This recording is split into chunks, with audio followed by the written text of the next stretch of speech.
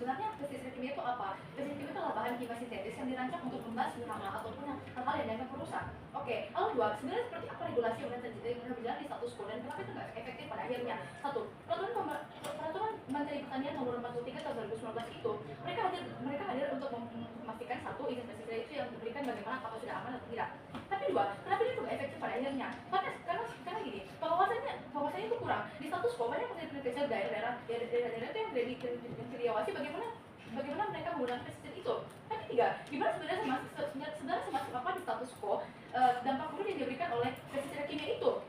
Data dari WHO menunjukkan bahwa 220.000 kasus manusia meninggal akibat dari pestisida kimia itu sendiri. Tapi oke, masuk ke identifikasi masalahnya kami. Oke, apa identifikasi masalah kami? Satu, ini kan berdampak pada kesehatan masyarakat itu sendiri. Yang dimana itu akan terancam pada akhirnya. Yang dimana itu akan yang dimana itu akan sangat buruk Joy. Karena ini terbagi dalam 3 dampak, yaitu satu dampak akut, dampak kronis, dan dampak pada makanan. Oke, lalu dua, kesehatan lingkungan yang juga akan terus terancam. Satu, tapi seperti apa bentuk pengancamannya? Satu, pencemaran air dan tanah, lalu dua, biodiversitas yang terancam. Tapi kenapa saya katakan ini? Oke, gini, pestisida itu mereka nggak selektif, mereka akan bunuh hama apa, mereka bisa aja bunuh serangga-serangga yang dimana padahal serangga itu bisa membantu proses pertumbuhan dari panen itu sendiri. Tapi oke, kalau tentang di mekanisme sisi proposisi, sebenarnya sebelum itu saya akan jelaskan sebenarnya jenis-jenis pestisida seperti apa yang kami larang. Oke, kami itu larang pestisida jenis B3 yang dimana mereka itu berbahaya. Tapi kenapa? Sederhana, karena satu, mereka sulit diurai, dua, mereka itu tertempel pada rantai makanan, lalu tiga, mereka itu bisa menimbulkan penyakit kanker. Oke, tapi kenapa itu dilarang? Tapi gini, lihat status quo gimana WHO itu udah melarang untuk penggunaan pestisida itu, tapi gimana negara-negara berkembang itu masih gunakan pestisida itu. Tapi oke, masuk pada proposal kami. Satu, kami akan membuat lembaga yang akan mengawasi bagaimana implementasi pestisida kimia itu. Lalu dua, akan ada pengecekan kuantitas penyaluran dan produksi pestisida kimia dan akan dibuat standarisasi uji toksisitas yang lebih padat. Lalu tiga, pemerintah itu akan memberikan insentif bantuan finansial maupun tenaga kerja sehingga semua petani itu dapat beralih ke pestisida konvensional. Lalu empat, di situ kami akan memberdayakan musuh hama seperti parasit telur serangga dan laba-laba atau capung. Lalu lihat gimana hasil penelitian dari IPB tahun 2022 itu menunjukkan bahwa ketika kita menggunakan pendekatan biologi itu membantu daya bunuh hama yang masif peningkatannya. Sehingga preemptifnya apa? Ketika kamu datang dengan bilang bahwa pestisida terakhir itu karena ada permasalahan, mungkin karena kamu yang melindungi hasil panen kamu dari hama-hama misalnya. Tapi gini, kamu bisa lihat gimana pada akhirnya kalau kita pakai pestisida konvensional itu, atau kalau kita pakai kalau kita berdayakan musuh hama itu, mereka pada akhirnya akan tetap mereka tetap bisa membunuh hama itu. Oke, lalu masuk pada argumentasi kewenangan kami. Oke, satu, kenapa sebenarnya pada akhirnya itu perlu diperketat? Satu, oke, gini, pahami dulu, kita tuh ada dua aktor rentan pada musim perubahan ini, yaitu masyarakat lokal dan petani kecil. Sehingga preemptifnya, kalau mereka bilang dengan, oh ya, kamu nggak perlu khawatir karena oposisi akan hadir dengan bilang, ya kita akan gunakan pestisida yang aman dan sebagainya. Tapi sadari dulu, pengumuman pestisida itu sebenarnya berdasarkan seberapa banyak racun pestisida itu di dalamnya, bukan itu bahaya atau enggaknya. Lalu dua, kenapa akhirnya kok ini nggak akan mencenderai kenapa kalau dilarang nggak akan mencenderai kesejahteraan petani kecil? Sederhana, karena satu, kita udah jelaskan kalau di Megasan kita akan berikan insentif. Lalu dua, nyatanya pestisida konvensional itu nggak semahal itu. Tapi kenapa? Sederhana, karena bahan-bahan dari pestisida konvensional itu bisa didapatkan bisa dari tembakau, bawang putih, dan itu semua bisa didapatkan. Bangga. Oke, selanjutnya untuk membahas kasus, kami persilakan pembicara pertama dari tim oposisi untuk menyampaikan argumentasinya. Waktu dimulai saat pertama kali berbicara.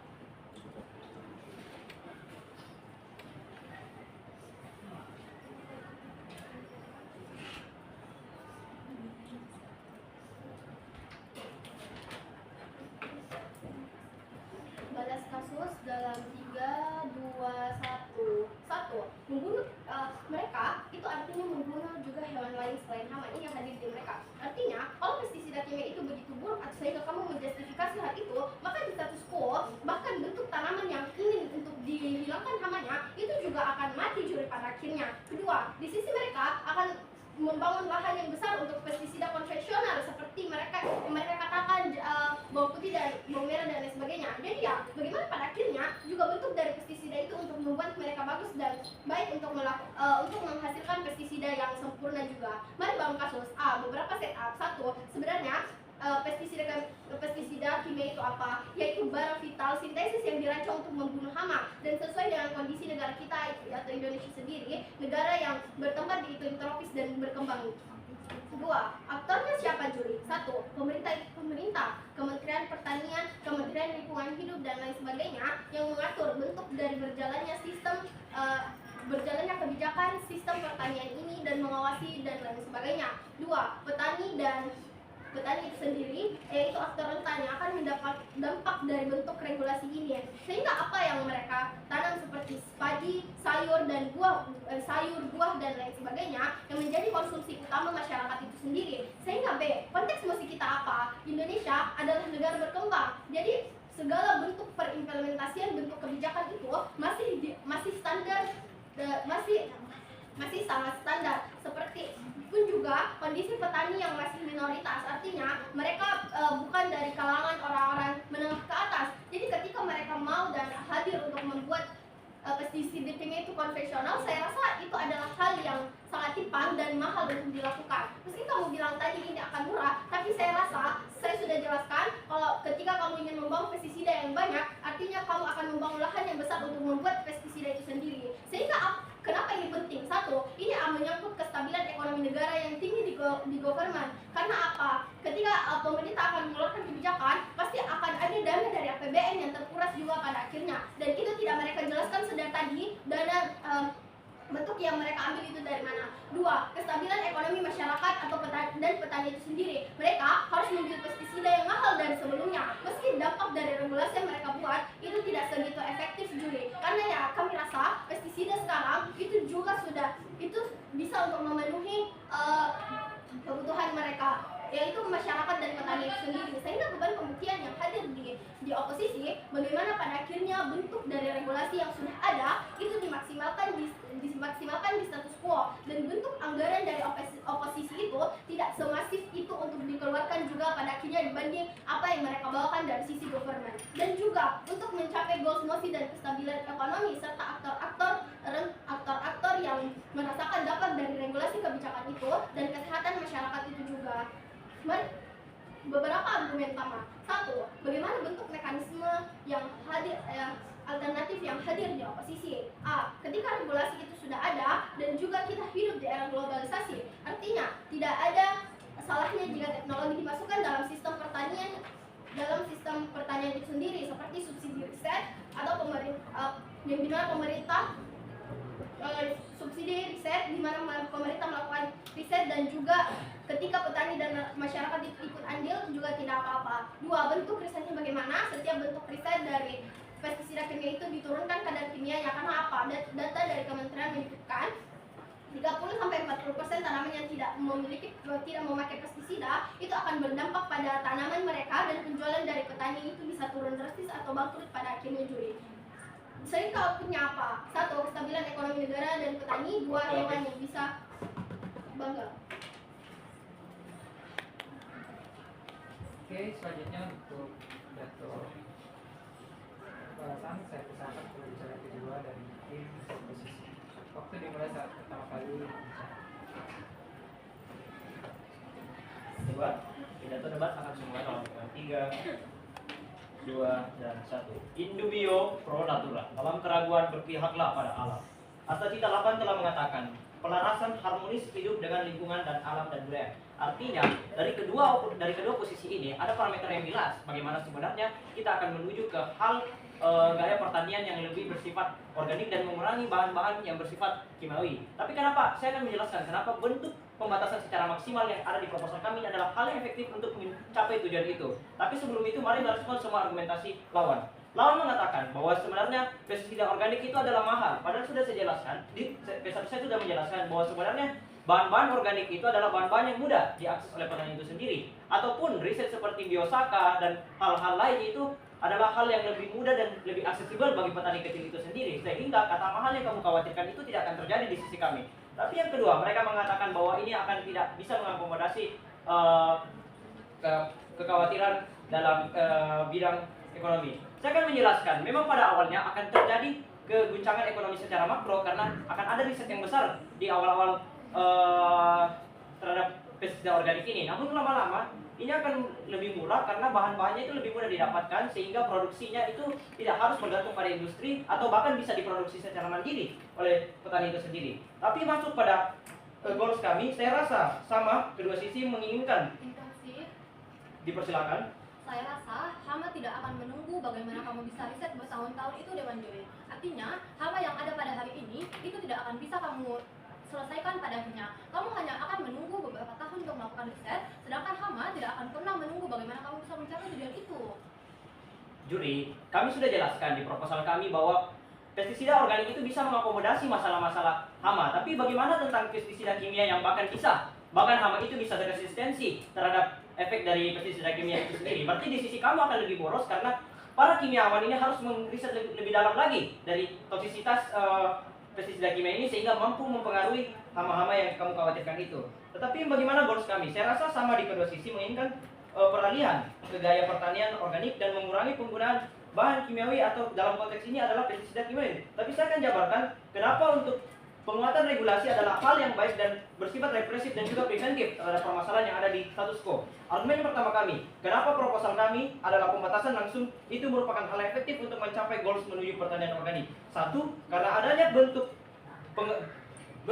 pengetatan atau pengelolaan yakni adalah pengawasan dari lembaga-lembaga tertentu untuk penyaluran dan penggunaan pestisida kimianya. Lalu yang kedua akan ada pengujian residu dan juga tingkat toksisitas yang lebih padat sehingga petani akan mereduce atau mengurangi kuantitas dari penggunaannya. Ini baik karena ini akan mempengaruhi kesehatan dari petani itu sendiri dalam menggunakan pestisida kimia, tapi juga akan menyehatkan produktivitas dari pangannya, tidak mengorbankan produktivitas pangannya sehingga pada akhirnya hasil-hasil pangannya itu lebih sehat. Tapi yang kedua, tekanan yang dibarengi oleh insentif pemerintah yakni dalam bentuk subsidi finansial terhadap peralihan pestisida kimia terhadap kimia ke organik tidak akan menyebabkan instabilisasi pada produksi pangan sehingga petani aktor-aktor rentan seperti petani-petani yang kurang mampu itu akan tetap bisa beralih dengan adanya insentif pemerintahan tersebut. Tapi yang ketiga, dengan adanya bentuk pengawasan lebih, tidak akan ada petani yang secara inklusif atau secara overuse menggunakan pestisida kimia karena adanya pengawasan ketat dari pemerintahan secara langsung, mungkin melalui lembaga-lembaga tertentu ataupun hal-hal lainnya. Ataupun nanti akan ada pengawasan terhadap penyaluran atau distribusi dari produk-produk pestisida kimia ini sehingga itu tidak akan semasif itu di sisi kami dan ini akan baik dengan dampak yang akan saya jelaskan. Satu, kesehatan petani akan lebih terjamin karena minimnya penggunaannya yang terredus oleh peraturan ini. Lalu yang kedua, petani akan lebih cepat untuk beralih karena sudah ada dalam bentuk aturan hukumnya, terlebih lagi diperkuat dengan adanya pengawasan tetapi sambil dibarengi dengan insentif pemerintahan. Tetapi yang ketiga, persebaran pestisida kimia secara bertahap dan diminimalkan dan petani sudah transisi ke gaya pertanian yang organik. Tapi saya akan memitigasi. Mereka mungkin akan bilang bahwa ini tidak akan memperhatikan kapabilitas petani kurang mampu dan yang terbiasa telah menggunakan pestisida kimia terhadap pengusiran dari hama. Beberapa respon. Satu, ini tidak akan terjadi karena pemerintah memberikan insentif subsidi finansial untuk melakukan transisi bagi aktor-aktor rentan. Lalu yang kedua, saya rasa pestisida organik tidak semahal itu sehingga bahkan ketika pemerintah memberikan subsidi yang sedikit, mereka akan tetap bisa mengakses diakses oleh aktor rentan itu. P1 saya sudah jelas menjelaskan berapa signifikannya urgensi dari dampak negatif pestisida kimia sehingga perlu ada aturan yang mengetat atau aturan yang jelas untuk melakukan transisi, tetapi bukan hanya melakukan pembatasan itu tanpa ada jalan alternatif. Saya sudah membawakan tentang akan ada advokasi atau edukasi tentang bagaimana sebenarnya pemerintah akan memberikan pengetahuan bagaimana kita fokus pada ekologis dasarnya saja, mulai dari penguatan kesehatan tanah ataupun menggunakan teknologi bioteknologi sehingga bisa menghasilkan varietas yang unggul. Tetapi kenapa ini baik? Kenapa proposal kami tetap baik di dua skenario? Skenario kita bangga menjadi tim proposisi pada ruangan kali ini.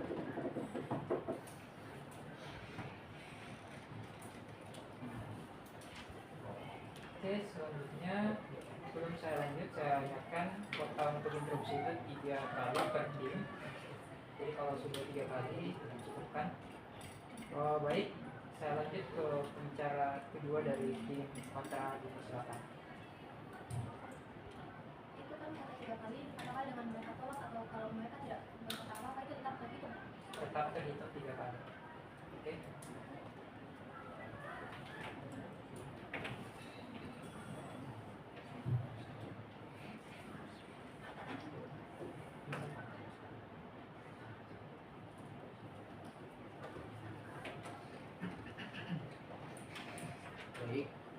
tunjukkan kasus dalam hitungan 3, 2, 1.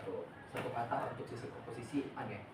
Sadari, konteks musik adalah dewan ini akan memperketat regulasi penggunaan pestisida kimia dalam pertanian. Tapi dari tadi pembicara 1 hingga pembicara 2 dari sisi proposisi terlalu menekankan bahwa pada akhirnya mereka akan memperketat secara maksimal. Sadari, mereka membahas tentang kata maksimal, artinya mereka akan pada akhirnya mereka akan melarang yang namanya penggunaan pestisida kimia. Tapi sadari konteks musik adalah memperketat regulasi, bukan menolak dari bagaimana pestisida kimia itu ada di status quo. Jadi saya rasa mereka kontradiktif pada musik, mereka backlash, maka pada akhirnya seluruh pemikiran atau kontekstualisasi yang ada dari sisi proposisi itu sudah hancur dari awal. Tapi saya akan menjelaskan secara eksplisit bagaimana sebenarnya pemikiran mereka itu sudah hancur. 1. Kontradiktif. Pembicara 1 menkontekstualisasikan bilang bahwa pestisida kimia yang kami tolak itu bukan berbahaya atau tidak, tapi beracun atau tidak. Sadari, semua pestisida itu beracun. Secara tidak langsung kalau mereka tolak bahwa semua pestisida yang beracun itu tidak boleh ada, berarti pada akhirnya mereka menolak dong yang namanya bentuk pestisida. Bukankah pada akhirnya ini kontradiktif dan pada akhirnya mereka tidak mengerti bagaimana pestisida itu ada di status quo. Saya rasa mereka sudah salah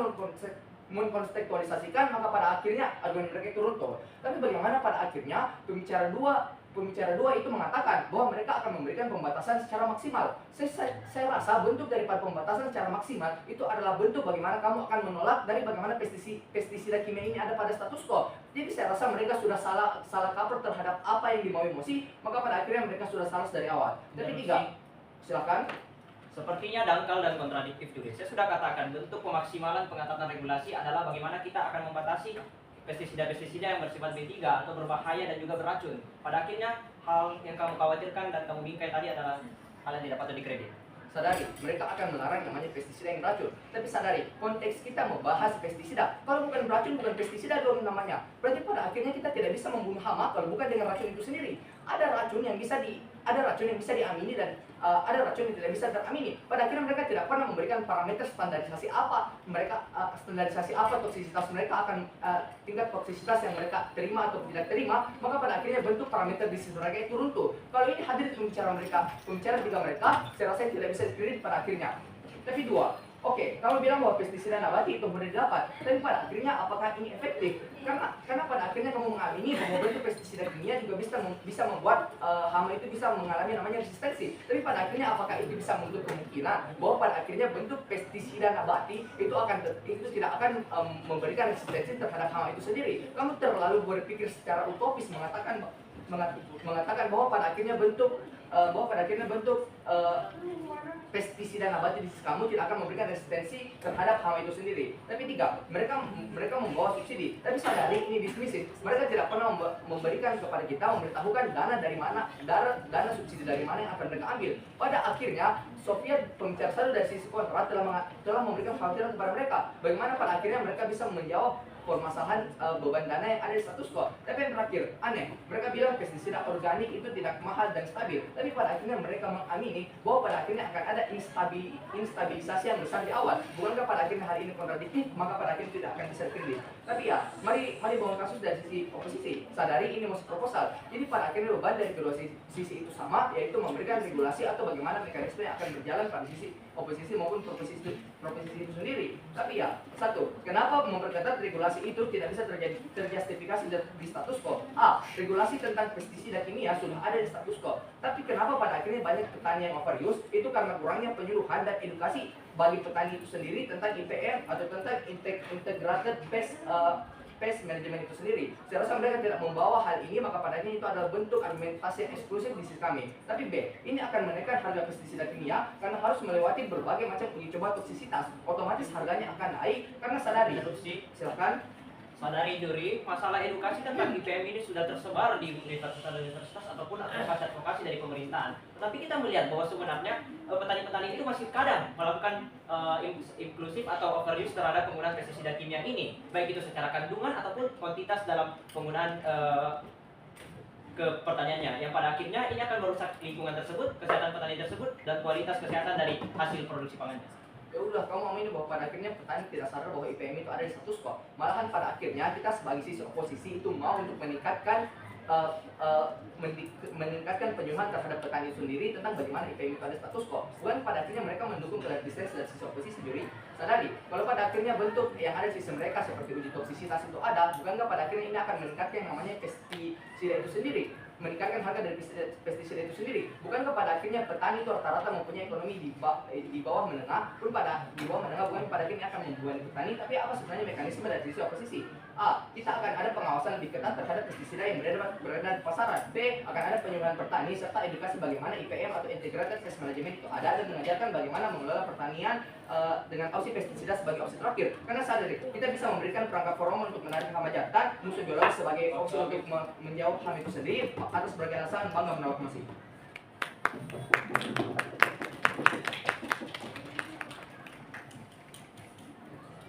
Oke, selanjutnya kami diserahkan untuk pembicara ketiga dari tim proposisi untuk menyampaikan argumentasinya.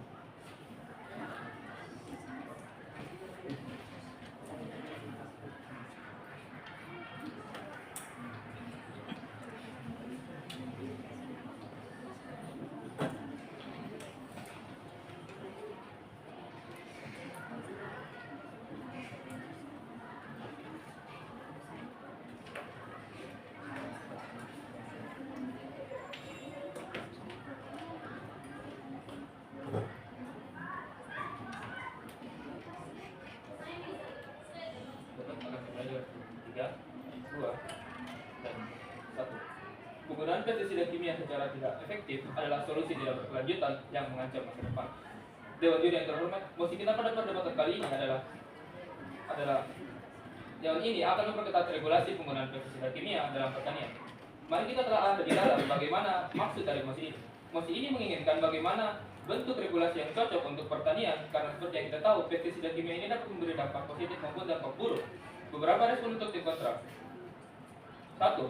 Pestisida Satu, mereka mengatakan bahwa pestisida di sisi kami jauh lebih mahal dan tidak akan bisa dicapai oleh petani kecil. Tapi justru dengan tetap berdiri pada pestisida kimia, maka petani itu justru akan lebih sulit di masa depan, karena seperti yang kita tahu, semakin tinggi resistensi hama karena kita menggunakan pestisida kimia, dan maka akan semakin mahal juga biaya pembuatan pestisida kimia yang lebih efektif itu.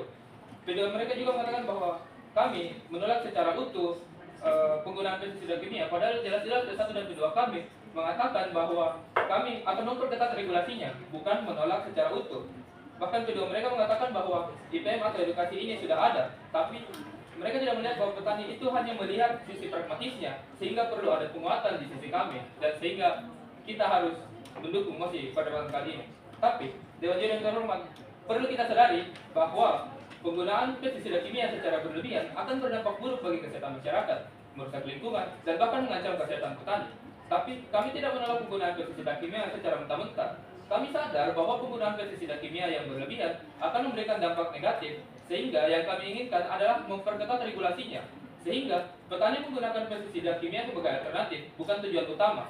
Kami menghadirkan solusi yakni menjadikan pestisida ramah lingkungan sebagai senjata utama kita, dan tetap mengadakan atau mengedarkan pestisida berbasis kimia dengan regulasi yang ketat. Namun bagaimana implementasi pada mekanisme kami? Begini, kami akan mengadakan lembaga atau satuan untuk mengawasi langsung para petani, sehingga akan ada pemantauan terhadap petani yang akan menggunakan pestisida kimia, dan ini bahkan sudah dijalankan oleh P1 kami. Pun 2, kami akan adakan sertifikasi untuk para petani sebagai pelabelan bahwa petani ini telah bijak dalam menggunakan pestisida kimia. Atau bahkan 3, dengan adanya pestisida yang lebih ramah lingkungan dan produksi yang banyak, ini akan mengubah prioritas petani dari prioritas menggunakan pestisida kimia ke prioritas menggunakan pestisida yang konvensional atau ramah lingkungan, serta dengan insentif dari pemerintah sehingga aktor rentan seperti petani kecil dapat terjaga kesejahteraannya. Mari kita menimbang beberapa case pada perdebatan kali ini. Setidaknya ada 2 case pada perdebatan kali ini. Pertama, mengenai kesejahteraan petani, dan 2, permasalahan mengenai pestisida kimia. Saya rasa tim pro telah menjelaskan dengan baik bagaimana kesejahteraan petani ini justru masih dapat diamankan oleh sisi kami, karena pada dasarnya jika kita menggunakan pestisida kimia justru akan lebih sulit lagi ke depannya, dan jika kita menggunakan bahan konvensional mungkin akan sulit pada awal, tapi pada akhirnya ini akan lebih ringan karena semakin hari akan semakin banyak ditemukan riset baru dan semakin murah harganya. Pun 2, permasalahan mengenai pestisida kimia. Saya rasa kami sudah menjelaskan dengan baik bagaimana pestisida kimia ini justru akan lebih buruk pada kedepannya, dan bagaimana pestisida kimia ini akan mengancam lingkungan bahkan kesehatan masyarakat. atau bahkan bagaimana pestisida kimia ini justru akan lebih buruk pada akhirnya. Saya rasa dengan segala alasan tim pro layak memenangkan perdebatan kali ini. Tapi mari kita lihat kembali kedudukan mosi pada perdebatan kali ini. Mosi ini adalah mosi proposal, bukan perbandingan nilai buruk baiknya sebuah pestisida kimia itu, tapi siapa yang menang adalah orang yang bisa menjelaskan bagaimana atau bisa menyelesaikan masalah-masalah yang ada di urgensi pada saat ini. Urgensinya adalah bagaimana sebenarnya pestisida kimia itu justru lebih buruk atau bahkan memberi dampak positif. Saya rasa tim pro telah menjelaskan dengan baik bagaimana pada akhirnya pestisida kimia itu justru akan lebih buruk jika terus digunakan, dan kami bahkan memberikan solusi yang lebih baik, yaitu dengan menggunakan pestisida yang lebih ramah lingkungan, dan bahkan telah menjelaskan dengan baik bagaimana sebenarnya mekanisme dari solusi-solusi kami, sehingga atas beberapa alasan bangga menjadi tim pro.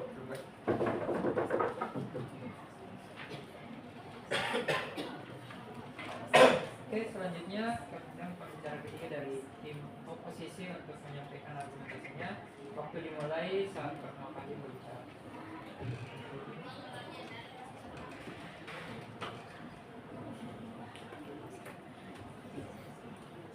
3, 2, dan 1.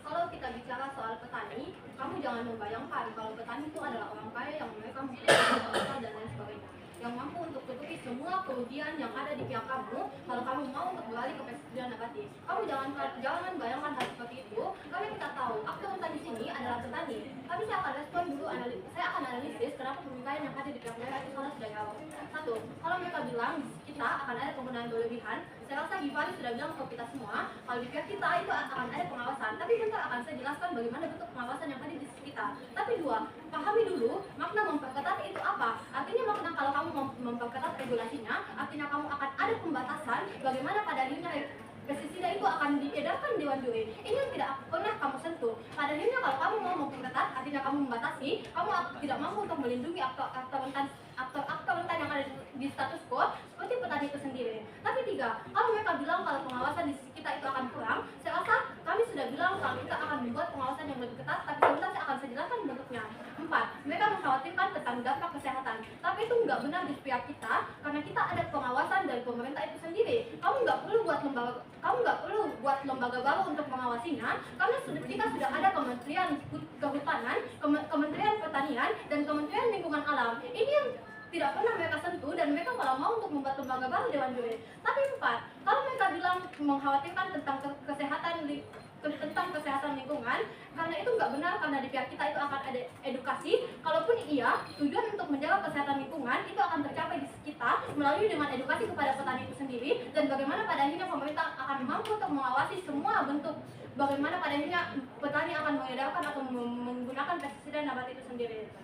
Tapi Juri, kenapa kita nggak perlu perketat regulasi? Kenapa kita nggak perlu perketat hal ini? 1, regulasi itu udah ada dalam Undang-Undang Dasar Nomor 22 Tahun 2019 yang mengatur tentang budidaya, bagaimana petani itu mampu untuk membuat pestisida itu sendiri. Di dalamnya juga ada tentang bagaimana pemerintah mampu untuk mengawasinya. Dan bukan regulasinya yang salah, tapi bagaimana kita itu mengimplementasikannya di lapangan Dewan Juri. Kita hadir dengan bilang kalau nggak perlu ada regulasi yang terlalu ketat, karena itu akan membebani aktor rentan kita, yaitu petani. Saya sudah jelaskan kalau makna memperketat, artinya kamu akan membatasi produksi barang tersebut. Silahkan. Artinya kamu separahu dengan kami bahwa akan ada dilakukan pengetatan pengawasan terhadap petani-petani yang menggunakan pestisida kimia. Kami sudah jelaskan di proposal kami bahwa sebenarnya regulasi yang diperketat itu bukan hanya regulasinya yang akan diperkuat, tetapi juga akan ada bentuk pengawasan-pengawasan dari lembaga-lembaga tertentu supaya bisa langsung menyentuh dari penyaluran, penggunaan, dan produksi pestisida kimia tersebut. Artinya kamu seperahu dengan kami. 1, harusnya kamu jelaskan dulu kalau regulasi yang ada di status quo itu udah buruk dan kamu mau memperbaikinya. Tapi mereka tidak pernah jelaskan kepada kita kalau regulasi yang ada di status quo itu buruk Dewan Juri. Sehingga pada akhirnya kami hadir untuk bilang kepada kita semua kalau regulasi udah ada, tapi cara kamu untuk mengimplementasikannya salah. Makanya kita mau pengawasan. Ini yang tidak pernah ada di pihak mereka, sehingga apa pemikaian yang mereka hadirkan itu juga salah dari awal. Mari lanjut. Juri, kalau kamu memperketat artinya kamu membatasi produk barang tersebut. Padahal petani itu butuh untuk menjamin keberlangsungan hidup mereka. Kita pahami dulu tujuan pestisida kimia itu untuk membunuh hama. Artinya kalau ini dibatasi, maka petani akan sulit untuk mengatasi hama tersebut, Dewan Juri. Akibatnya apa?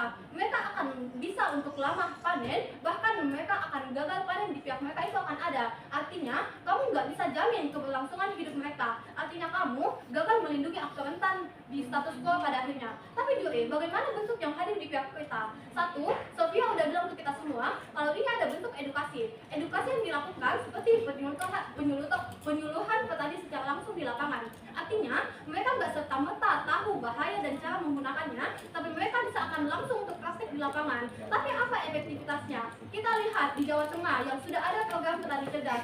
Hanya dengan edukasi dan penyuluhan secara langsung, mereka bisa untuk tetap bekerja, mereka bisa untuk menjamin keberlangsungan hidup mereka. Dan ini sudah terbukti efektivitasnya. Pada akhirnya edukasi yang ada di pihak kita itu udah baik, Dewan Juri. Tapi dua, di pihak kita itu juga akan ada pengawasan oleh aktor kita, yaitu Kementerian Kementerian Pertanian dan Kementerian Lingkungan Alam. Kenapa efektif? Karena ya mereka sebagai pemerintah itu punya peran bagaimana insentif untuk mengawasi apa bentuk yang akan diedarkan oleh petani itu sendiri, Dewan Juri. Mereka akan menjamin bagaimana bentuk kamu mengedarkannya, seberapa dosisnya, dan ini sudah ada di status quo dan kita nggak perlu buat lembaga baru. Tapi Juri, kalau edukasi dan pengawasan itu udah ada, petani juga akan memiliki peran itu sendiri. Ya, karena edukasi yang cukup, artinya mereka bisa paham. Kalau saya menggunakan terlalu berlebihan, artinya saya bisa untuk membuat lingkungan dan kesehatan saya rusak. Pada akhirnya, ketika kamu sudah diberi edukasi, kamu akan sadar bagaimana caranya kamu untuk menggunakannya, dan ketika kamu memang salah menggunakannya, akan tetap ada pengawasan dari pemerintah itu sendiri. Sehingga semua kekhawatiran kamu tentang kesehatan manusia dan kesehatan lingkungan alam itu sudah terbatas dari awal. Dengan semua alasan bangga menolak mesin. Selanjutnya ialah closing statement dari asosiasi tim. Yang pertama, kami persilakan ke tim oposisi menyampaikan closing statement selama 2 menit. Waktu dimulai sampai pertama kali Anda berbicara.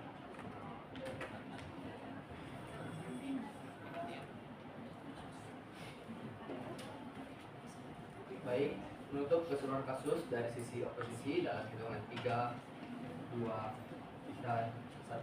Saya rasa kedua belah tim telah sepakat dari awal bahwa musim ini adalah musim proposal.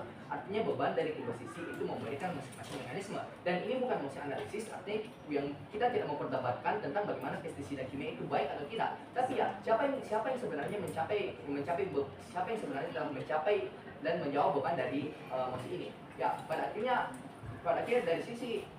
kenapa bisa dari sisi proposisi itu sudah kalah dari awal? Satu, menurut Kim, mereka mau pembatasan maksimal, tapi tetap mau pestisida kimia itu berada di pasaran. Saya rasa ini kontradiktif karena pada akhirnya mereka tidak bisa mengkontekstualisasikan bagaimana sebenarnya bentuk memperketat regulasi yang akan ada di sisi proposisi. Dua, kontekstualisasi mereka itu salah. Satu bilang bahwa pestisida yang kami tolak bukan yang berbahaya atau tidak, tapi beracun atau tidak. Ya berarti mereka menolak semua pestisida dong, karena pada dasarnya semua pestisida itu beracun. Tiga, mereka bilang bahwa ini musim proposal, bukan analisis atau membandingkan pestisida kimia itu baik atau tidak. Tapi siapa yang terus membahas baik buruknya? Bukan kepada sisi proposisi yang terlalu membahas hal itu. Tapi empat, mereka tidak pernah menjawab bagaimana pada akhirnya petani sebagai aktor yang telah mereka amini dari awal itu bisa dilindungi di sisi mereka. Karena pada akhirnya Soviet telah menjelaskan kepada kita semua bagaimana pada akhirnya kondisi ekonomi dari para petani itu tidak sebegitu baik. Pun pada akhirnya bentuk transisi itu lama dan memakan waktu serta memenuhi anggaran yang banyak. Pun yang terakhir, mereka tidak pernah menjawab kekhawatiran kami mengenai dana subsidi mereka akan dapatkan dari mana dan bagaimana transisi itu akan berjalan di sisi mereka. Dari mana anggaran transisi terhadap pemfokusan pestisida nabati itu ada di sisi mereka. Tapi ya, kenapa tim oposisi menang? Satu, kami sudah menjawab beban mosi. Dua, kami sudah menjawab seluruh kekhawatiran lawan tentang harga dan keburukan pestisida kimia. Pun tiga, kami sudah mengkontekstualisasikan bagaimana petani itu dengan petani sebagai aktor rentan dari sisi proposisi itu lebih bisa terlindungi pada sisi oposisi. Dan yang terakhir, kami sudah menjelaskan regulasi itu sudah ada dan regulasi telah memiliki fondasi kuat. Dan yang salah dan kenapa implementasinya itu salah, karena pada akhirnya bentuk pengawasan itu yang kurang ketat. Pada akhirnya kita tidak mengubah regulasi, tapi kita akan memperketat dan memberikan edukasi kepada petani itu sendiri. Atas berbagai alasan Bang menang.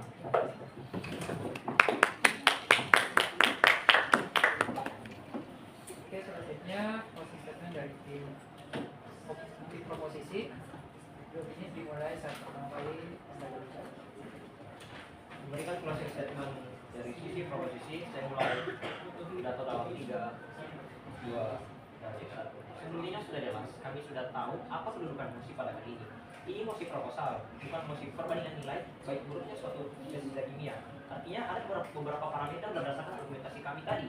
Satu, proposal yang dapat mengurangi penggunaan bahan kimia. Lalu yang kedua, proposal yang transisinya tidak akan mempengaruhi instabilisasi produksi pangan yang seperti yang saya katakan tadi.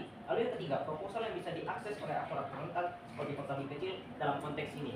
Saya rasa P1 dan sampai P3 saya sudah mengatakan bahwa sebenarnya pestisida organik itu akan dijadikan senjata utama. Tapi saya juga sudah jelaskan bagaimana sebenarnya aksesibilitas terhadap pestisida organik itu akan berjalan lancar, mulai dari bahan bakunya akan lebih mudah didapat, produksinya bisa dilakukan oleh industri kecil sampai industri besar, tapi bahkan bisa dilakukan oleh petani itu sendiri, sehingga masalah kekhawatiran tentang mahal atau tidaknya biaya produksi itu lebih minim di sisi kami. Tapi yang ketiga, mereka mengatakan bahwa sebenarnya dari mana sumber dananya. Saya rasa negara tidak akan sebodoh itu untuk mengalokasikan anggaran kepada regulasi kami, sehingga negara akan memperlihatkan bagaimana sebenarnya anggaran-anggaran apa yang diambil mungkin dari APBN ataupun hal-hal lain yang menurut negara itu adalah nasional. Tapi yang ketiga, bagaimana proposal mereka? Saya tidak melihat jelas bagaimana pada akhirnya proposal mereka itu berjalan atau berbeda dengan sisi kami, karena sepertinya dari awal mereka juga melakukan pengetatan dengan berupa pengawasan tambahan ataupun hal-hal lainnya, sehingga proposal mereka itu sebenarnya bukan proposal tandingan yang harusnya ditawarkan di sisi kita, tetapi proposal yang seperahu dengan sisi kita. Artinya kamu secara tidak langsung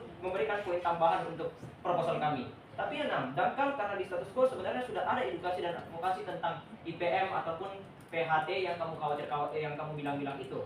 Tapi pada akhirnya karena P3 saya telah mengatakan bahwa sebenarnya petani itu hanya memperhatikan sisi pragmatis atau kapitalistiknya, sehingga mereka tidak akan mengkhawatirkan masalah IPM itu, sehingga pada akhirnya perlu ada bentuk pengawasan ketat dengan beberapa alasan yang saya bilang tadi, bangga menjadi tim proposisi.